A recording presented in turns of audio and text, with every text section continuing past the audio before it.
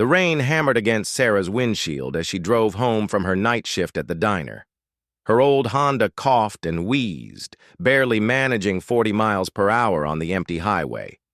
The clock on her dashboard read 2:47 a.m., and exhaustion weighed heavy on her shoulders. Every muscle in her body ached from 12 hours of serving tables, cleaning dishes, and pretending to smile when customers complained about cold coffee or slow service. Sarah's thoughts drifted to her 6-year-old daughter, Emma, who was sleeping peacefully at her neighbor, Mrs. Rodriguez's house. The kind, elderly woman had offered to watch Emma whenever Sarah worked late shifts, refusing to accept payment despite Sarah's protests. It was just another reminder of how much her life had changed since David left them 2 years ago. She twisted the simple gold wedding band on her finger, a habit she couldn't break even though the marriage it represented was long dead. The ring had been her grandmother's, passed down through 3 generations of women who had believed in love that lasted forever. Sarah kept wearing it partly out of habit, partly because she couldn't afford to get it resized for her right hand, and partly because it reminded her that she had once been capable of trusting someone completely. The headlights ahead caught her attention, and she slowed down as she approached a luxury car pulled over on the shoulder. The sleek black Mercedes sat at an odd angle, its hazard lights blinking weakly in the storm. Steam rose from under the hood, and Sarah could see a figure hunched over the engine bay, getting soaked by the relentless rain. Every instinct told her to keep driving. It was late, she was alone, and stopping for strangers on dark highways was exactly the kind of thing that appeared in cautionary news stories. But as she drew closer, she could see the man clearly in her headlights. He was well dressed in what looked like an expensive suit, now completely drenched, and he appeared to be genuinely struggling with his disabled vehicle. Sarah pulled over and sat in her car for a moment, engine running, debating with herself. The man looked up as her headlights illuminated him, and she could see the relief and hope in his expression. He raised his hand in a tentative wave, not approaching her car, but clearly grateful that someone had stopped. Against her better judgment, Sarah rolled down her passenger window just a crack. "Are you okay?" she called out over the sound of the rain. The man jogged over, staying a respectful distance from her vehicle. Up close, she could see he was probably in his late 30s, with dark hair plastered to his forehead and designer clothes that were now thoroughly ruined. Despite his obvious frustration with the situation, his voice was polite and grateful. "I'm so sorry to bother you," he said, having to raise his voice over the storm. "My car overheated and my phone died about an hour ago. I've been trying to flag down help, but you're the first person to stop." Sarah studied his face in the glow of her dashboard lights. He looked exhausted but not threatening, more embarrassed than anything else. His expensive watch caught the light as he gestured toward his car, and she realized this man was probably wealthy enough to buy 10 of her Honda without thinking twice about it. "Do you need me to call someone?" she asked, reaching for her phone. The battery showed only 15%, but it might be enough for a quick call. "That would be amazing," he said, relief evident in his voice. "I can call my driver or a tow truck or really anyone at this point. I have a very important meeting in the morning and I'm supposed to be in Chicago by 8 a.m.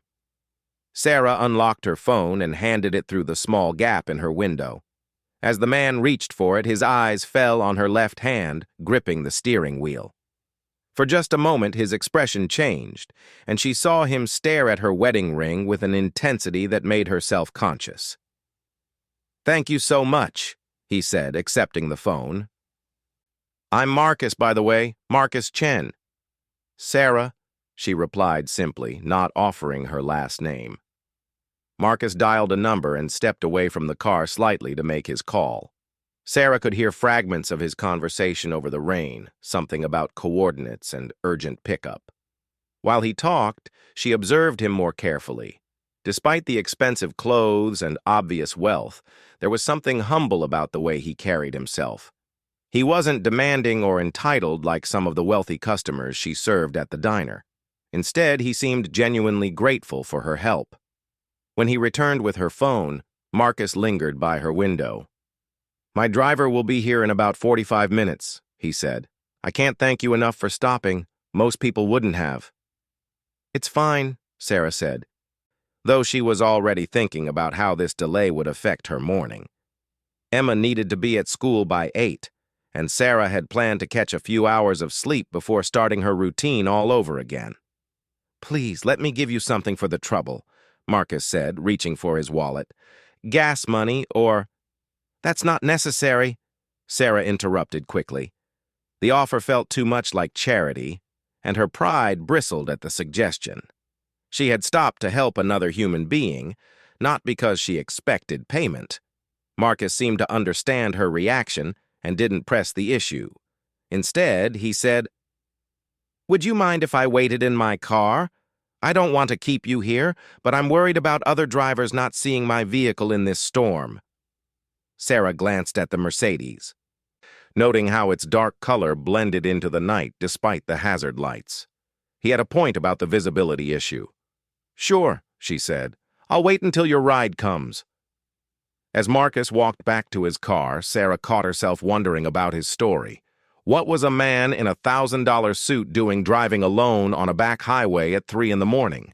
Why didn't he have a driver with him already if he was wealthy enough to afford one? And why had he stared at her ring with such intensity? She pulled her car forward slightly and positioned it so her headlights would better illuminate the disabled Mercedes. Through her rearview mirror, she could see Marcus sitting in his driver's seat, probably trying to stay warm while they waited. The storm showed no signs of letting up, and Sarah found herself hoping his driver would arrive soon. Every minute she spent on this highway was another minute of sleep lost. 20 minutes passed before she saw headlights approaching from the direction she had come. A large black SUV slowed down and pulled behind Marcus's car. A man in a dark suit emerged from the driver's side and jogged over to the Mercedes.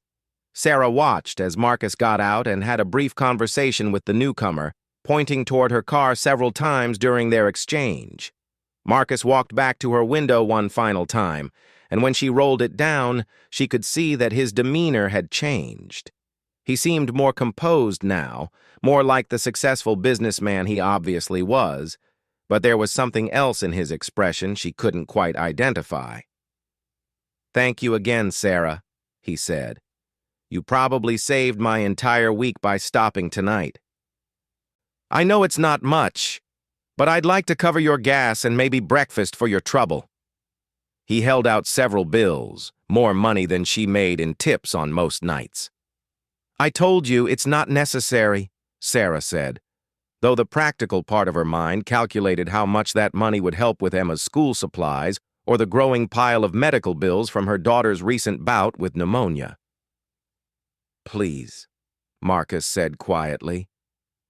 "It would make me feel better about keeping you out in this weather for so long. You could have driven right past, but you chose to help a stranger. That says something about who you are." There was something sincere in his voice that made Sarah reconsider. This wasn't charity or pity. It was genuine gratitude from one person to another. After a moment's hesitation, she accepted the money. "Thank you," she said simply. Marcus nodded and stepped back from her car. "Drive safely, Sarah, and thank you for reminding me that there are still good people in the world." As Sarah pulled back onto the highway, she glanced in her rearview mirror to see Marcus getting into the passenger seat of the SUV. The whole encounter had lasted less than an hour, but something about it felt significant in a way she couldn't explain. Maybe it was just the relief of helping someone without any complications, or maybe it was the way he had looked at her ring with such recognition and understanding. The rain began to lighten as she drove the remaining miles home, and Sarah found herself thinking about the expression in Marcus's eyes when he had noticed her wedding band. It hadn't been curiosity or judgment, but something deeper. Something that suggested he understood exactly what that ring represented and what it meant for her to still be wearing it. By the time she pulled into her driveway, the storm had passed, leaving only the gentle patter of droplets falling from the trees. Sarah sat in her car for a moment, counting the money Marcus had given her and thinking about the strange encounter. In a few hours, she would start another day of the same routine that had defined her life for the past 2 years. But tonight, for just a moment, she had been reminded that unexpected kindness still existed in the world. She locked her car and walked toward her small apartment, unaware that her simple act of compassion had set in motion a chain of events that would change her life in ways she never could have imagined. The wedding ring on her finger caught the light from her porch lamp as she fumbled for her keys, still carrying the weight of promises made and broken, but also holding the potential for something entirely new. 3 weeks had passed since the night on the highway, and Sarah had almost forgotten about the encounter with Marcus Chen. Almost, but not quite.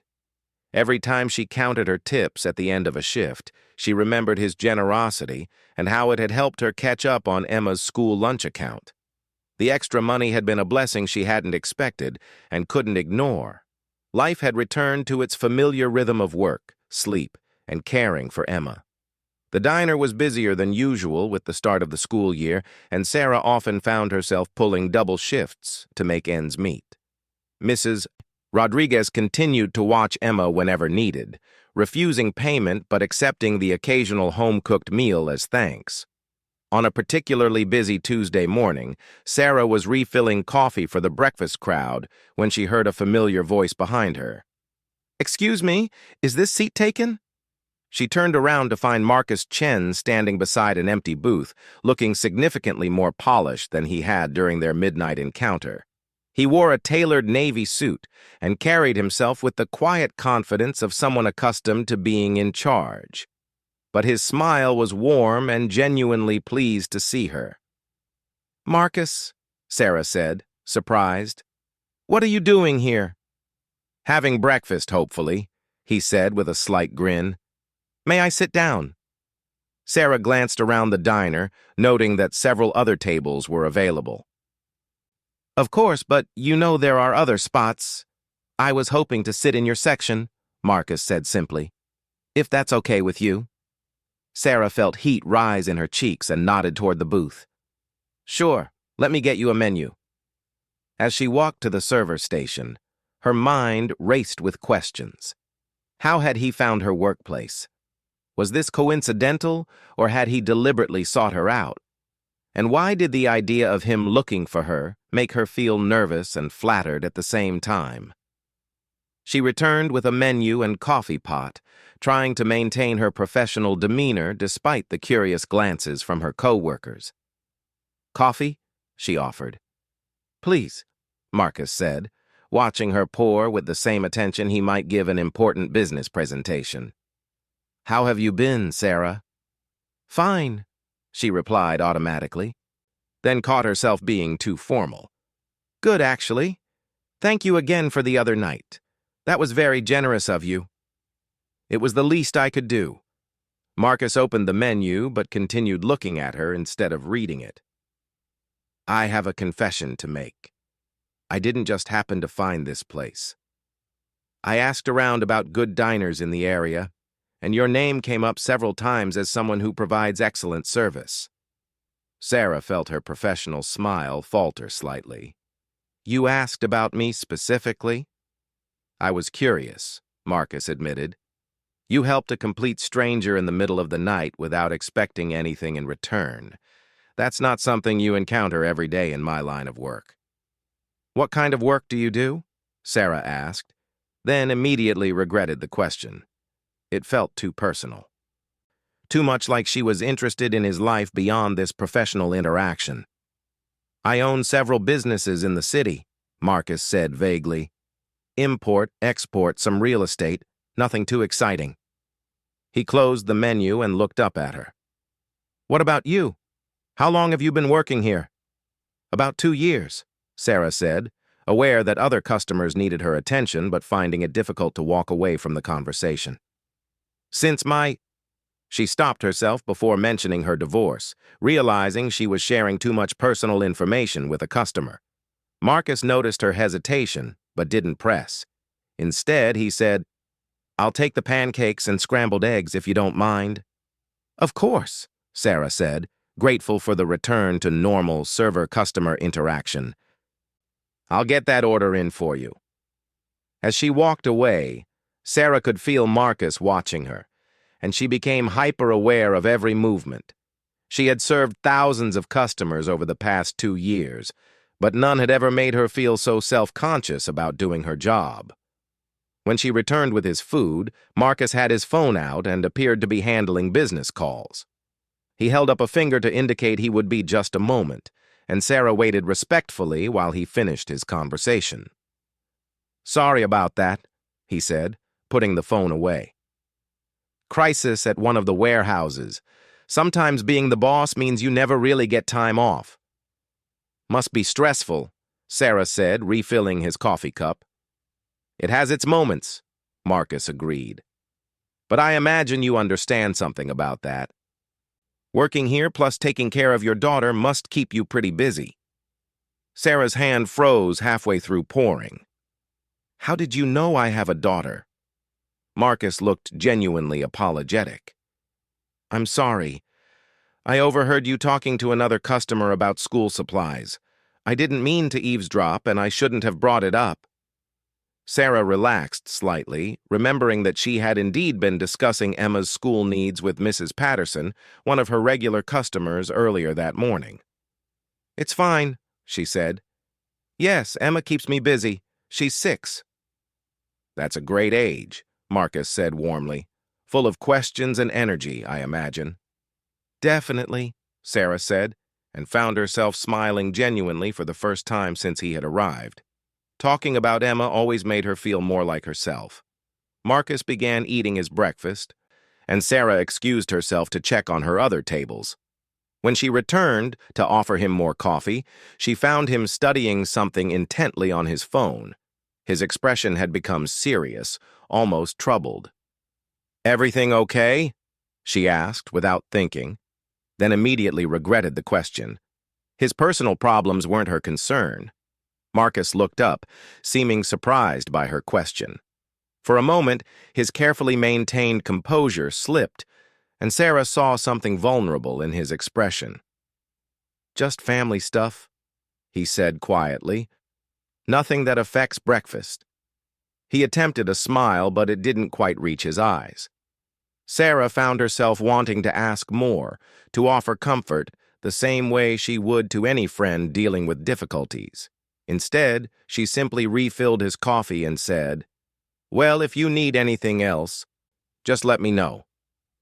When Marcus finished his meal and asked for the check, Sarah expected him to leave the same generous tip he had given her on the highway and disappear from her life again. Instead, he lingered after paying, seeming to struggle with something he wanted to say.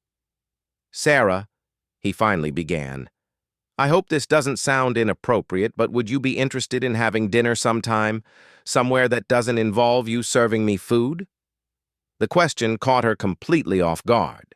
She stared at him for several seconds, trying to process what he had asked and what it might mean. "I don't really date," she said automatically, the words coming out before she could think about them properly. "Because you're married?" Marcus asked gently, glancing at her ring. Sarah felt her heart skip. "Because it's complicated," she said, unconsciously twisting the band around her finger. Marcus nodded, as if he understood more than she had actually told him. "I get that," he said. "More than you might think." He pulled out a business card and wrote something on the back. "This is my personal number. If you ever feel like things are less complicated, I'd really like to take you to dinner. No pressure, just an offer." Sarah took the card, noting the expensive paper and embossed lettering. Marcus Chen, CEO, Chen Industries. The address listed was in the most expensive part of downtown. "Thank you," she said, though she wasn't sure if she was thanking him for the offer or for not pushing when she seemed hesitant. Marcus stood up and put on his coat. "Thank you for breakfast, Sarah, and for reminding me that there are still genuine people in the world." He paused at the edge of the booth. "For what it's worth, I think anyone who would stop to help a stranger on a dark highway probably deserves someone who would do the same for them." After he left, Sarah stood holding his business card, aware that several of her co-workers were watching her with curiosity. She slipped the card into her apron pocket and tried to focus on her remaining customers, but her mind kept returning to Marcus's final comment and the way he had looked at her ring. That evening, as she helped Emma with homework at their small kitchen table, Sarah found herself thinking about the dinner invitation. It had been so long since any man had shown interest in her that she had almost forgotten what it felt like to be seen as something other than a mother, a waitress, or an ex-wife. "Mommy, you're not listening," Emma said, tugging on her sleeve. "Sorry, sweetheart," Sarah said, forcing herself to focus on the math worksheet in front of them. "What did you say?"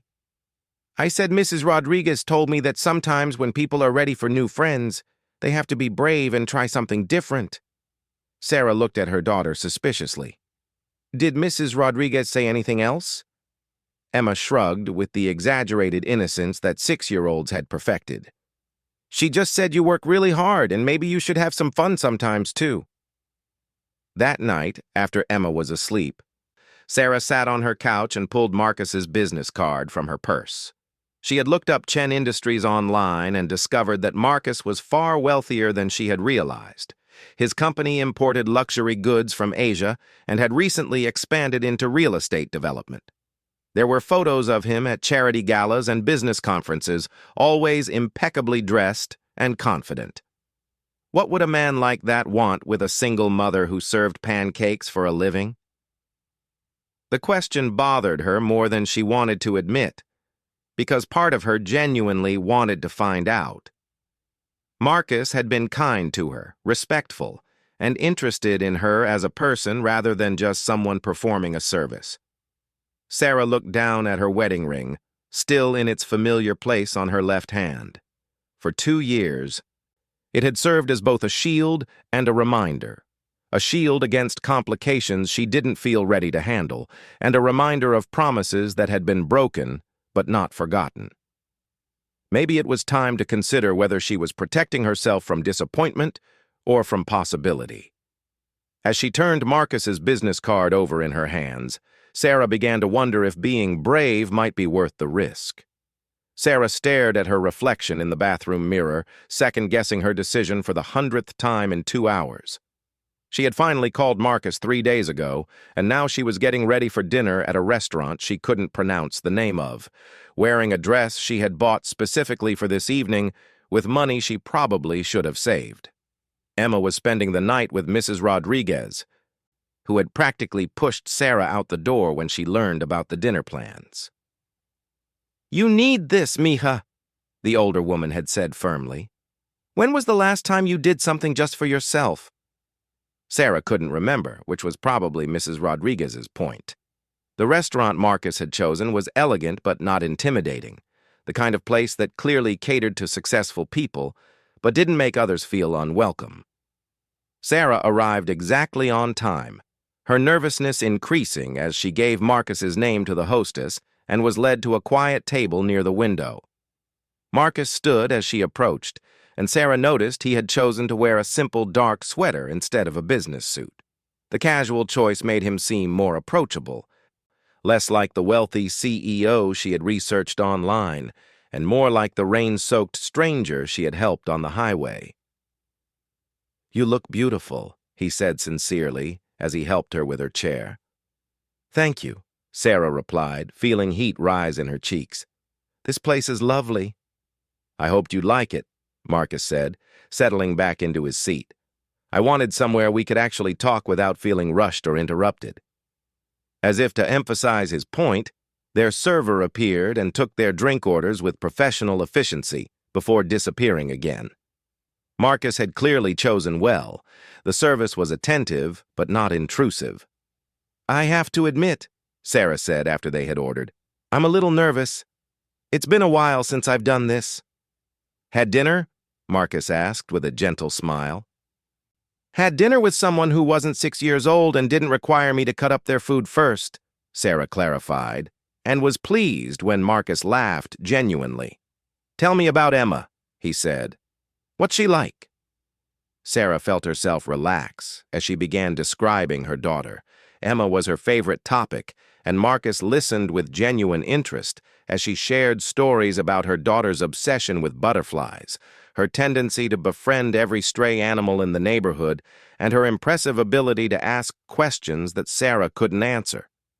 She sounds wonderful, Marcus said when Sarah paused to take a sip of wine.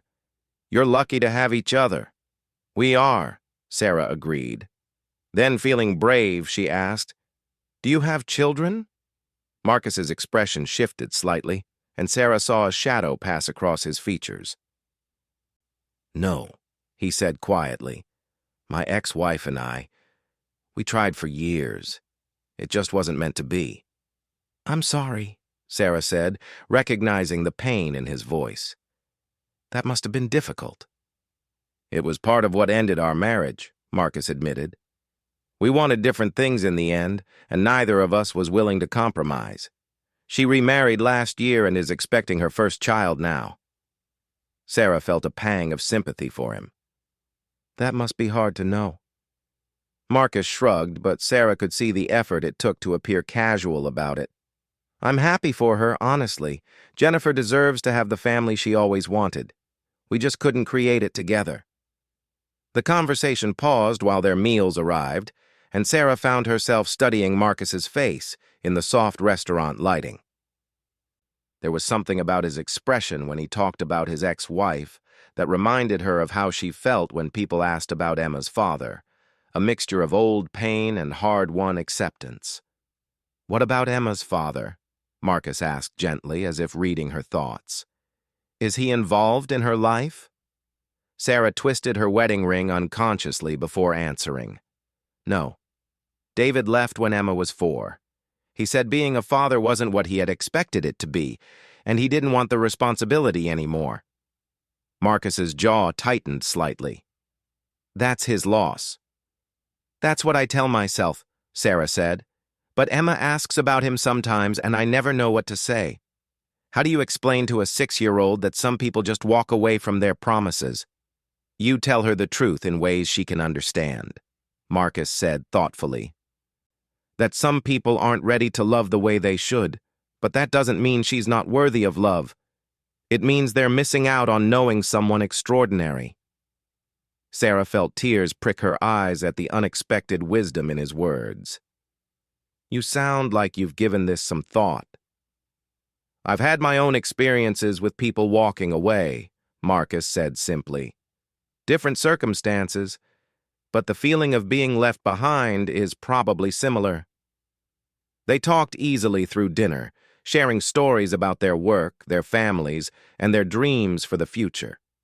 Sarah found herself laughing more than she had in months, and she noticed that Marcus seemed to relax as the evening progressed, his business-like demeanor giving way to genuine warmth and humor. When Marcus walked her to her car after dinner, Sarah felt reluctant for the evening to end. She had forgotten how good it felt to have adult conversation with someone who seemed genuinely interested in her thoughts and experiences. Thank you for tonight, she said as they reached her Honda. I had a really nice time. So did I, Marcus replied. Would you be interested in doing this again sometime? Sarah hesitated, and she saw Marcus notice her uncertainty. What is it? He asked gently. This is all very new for me, Sarah said honestly. I haven't been on a date since before Emma was born, and I'm not sure I know how to navigate whatever this is. Marcus stepped closer, but not invasively so. What if we don't try to define it? He suggested. What if we just see where it goes, no pressure? No expectations beyond enjoying each other's company? Sarah looked down at her hands, still wrapped around her car keys, and saw her wedding ring glinting under the parking lot lights. I'm still wearing another man's ring, she said quietly. I noticed, Marcus said, surprising her with his directness. "But I also noticed that you helped a stranger in the rain without thinking about what you might get in return. I noticed that you light up when you talk about your daughter. I noticed that you work harder than most people I know and still find reasons to smile." He paused. "A ring is just a symbol, Sarah. It's what you carry in your heart that matters." Sarah felt something shift inside her chest, a loosening of tension she hadn't realized she was carrying. "You make it sound simple." "Maybe it is simpler than we think," Marcus said. "Maybe we just have to decide whether we're going to let past hurt keep us from future happiness." That night, after checking on a sleeping Emma and changing into her pajamas, Sarah sat on her bed and looked at her wedding ring for a long time. She thought about the promises it represented, both the ones that had been kept and the ones that had been broken. She thought about David and how he had made her feel like she wasn't enough to fight for. She thought about Marcus and how he had made her feel interesting and valued and worthy of attention. Slowly, carefully, Sarah worked the ring off her finger for the first time in 8 years. Her finger felt strange and naked without it, pale where the band had protected her skin from the sun. She held the ring in her palm, feeling its familiar weight, and realized that taking it off didn't diminish the love she had once felt or the lessons she had learned. It simply meant she was ready to stop defining herself by someone else's choices. The next morning, Sarah called Marcus while Emma was at school. When he answered, she could hear the smile in his voice as he said hello. "I was wondering," Sarah said, twisting the phone cord around her finger where her ring used to be, "if you'd like to meet Emma. Maybe we could all go to the zoo this weekend." The silence on the other end of the line lasted long enough for Sarah to worry she had moved too fast, crossed some invisible boundary. Then Marcus's voice came through, warm and pleased and maybe a little emotional. "I would love that more than you know," he said. Saturday morning arrived bright and clear. Perfect weather for a trip to the zoo. Sarah had prepared Emma for meeting her new friend Marcus without making too big a deal about it, but her daughter's excitement was obvious as they walked toward the entrance where they had agreed to meet. Marcus was waiting by the ticket booth, casual in jeans and a polo shirt, holding a small gift bag. When Emma spotted him, she hung back shyly behind Sarah's legs until Marcus crouched down to her eye level. "You must be Emma," he said seriously. "Your mom told me you're an expert on butterflies." Emma nodded solemnly. "I know all the different kinds." "Well, I brought you something," Marcus said, holding out the gift bag. "I hope you like it." Inside was a beautiful picture book about butterflies with detailed illustrations and simple text perfect for Emma's reading level. Her eyes widened with delight, and she immediately began flipping through the pages. "Look, Mommy!" she exclaimed, showing Sarah a page featuring monarch butterflies. "They migrate thousands of miles." As they walked through the zoo, Sarah watched Marcus interact with her daughter with a mixture of nervousness and growing warmth. He listened seriously to Emma's endless questions, helped her read the information plaques at each exhibit, and never seemed impatient or condescending. When Emma wanted to visit the Butterfly Conservatory for the 3rd time, Marcus suggested they make it their final stop and spend as long as she wanted there. In the tropical warmth of the conservatory, surrounded by hundreds of colorful butterflies, Emma was in her element. She pointed out different species to Marcus, explained their life cycles with 6-year-old authority, and gasped with delight when a blue morpho landed on her shoulder. "It likes me," she whispered, afraid to move and scare the butterfly away. "Of course it does," Marcus said quietly. "Beautiful things recognize other beautiful things." Sarah felt her heart skip at his words and the gentle way he looked at both her and Emma. This wasn't the polished businessman she had served coffee to, or even the rain-soaked stranger she had helped on the highway. This was someone who could find genuine joy in a little girl's excitement about butterflies, someone who understood that the best moments in life were often the simplest ones. As they were leaving the zoo, Emma skipped ahead while Marcus and Sarah walked together behind her. "Thank you for today," Sarah said. "You were wonderful with her." "She's an amazing kid," Marcus replied.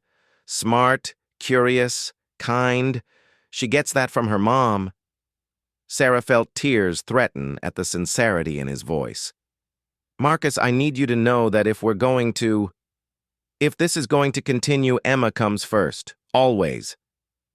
"I wouldn't expect anything else," Marcus said simply. "And I wouldn't want to be with someone who felt differently about their child." That evening, after Emma had gone to bed clutching her new butterfly book, Sarah and Marcus sat on her small front porch drinking coffee and talking about the day. The conversation flowed easily as it had at dinner, but now there was an added dimension of shared experience with Emma. "I have something to tell you," Sarah said as the conversation lulled. She held up her left hand, showing him her bare ring finger. "I took it off." Marcus looked at her hand, then back at her face, his expression serious and understanding. "How does it feel?" "Scary," Sarah admitted, "but also right. Like I'm finally ready to stop looking backward and start looking forward." Marcus reached over and took her hand, running his thumb gently over the pale band where her ring had been. "Thank you for trusting me with this," he said quietly. "With today, with Emma, with letting me be part of your life." "Thank you for being worth the risk," Sarah replied. As Marcus stood to leave, he paused on the porch steps and turned back to her. "Sarah, I want you to know that what started as admiration for your kindness has become something deeper. I'm falling in love with you, with Emma, with the life you've built, and the strength you've shown." "I don't need you to say anything back right now, but I wanted you to know where I stand." After he left, Sarah sat on her porch for a long time, thinking about the journey that had brought her to this moment. 6 months ago, she had been defined by what she had lost: her marriage, her trust, her belief in lasting love. Tonight, she was beginning to be defined by what she had found: her own strength, her capacity for new love, and the courage to believe that some people were worth the risk of trusting again. Inside her small apartment, Emma slept peacefully, dreaming of butterflies and new adventures. On her nightstand sat a framed photo of her and Sarah, but beside it now sat the butterfly book Marcus had given her, a symbol of the new chapter beginning in their lives. Sarah went to her bedroom and looked at her wedding ring, sitting in the small jewelry box where she had placed it the night before. Tomorrow, she decided, she would put it away properly, maybe in the box of Emma's baby things, where it could represent the love that had created something beautiful even if the marriage itself hadn't lasted. For tonight, though, she simply climbed into bed and allowed herself to imagine a future where kindness was returned, where love was a choice made daily rather than a promise broken easily, and where sometimes stopping to help a stranger in the rain could lead to finding exactly what you hadn't known you were looking for.